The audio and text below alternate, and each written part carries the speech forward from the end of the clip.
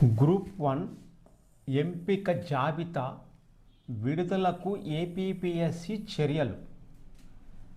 Group 1 తుది ఎంపిక జాబితా విడుదలకు ఏపీపీఎస్సీ కసరత్తు చేస్తుంది.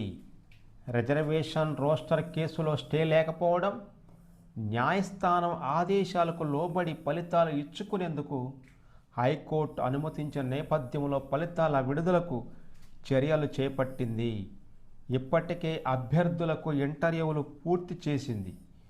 క్రీడా కోటాకు సంబంధించిన కేసు ఉన్నప్పటికీ దీనిపైన స్టే లేదు.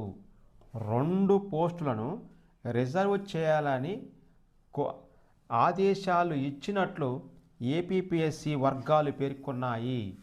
దీంతో గ్రూప్ 2లో పాటించిన విధానాన్నే గ్రూప్ 1లోనూ అమలు చేయాలని నిర్ణయించింది.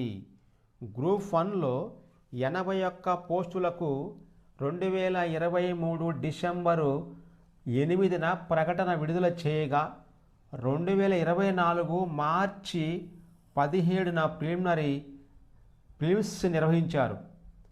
2025 మేలో మెయిన్స్ నిర్వహించి జూన్లో ఫలితాలు విడుదల చేశారు. జూన్ 23 నుండి 30 వరకు ఇంటర్వ్యూలు జరిగాయి. కోర్టు కేసుల కారణంగా ఫలితాల విడుదలలో 7 నెలలకు పైగా జాప్యమవుతూ వస్తుంది.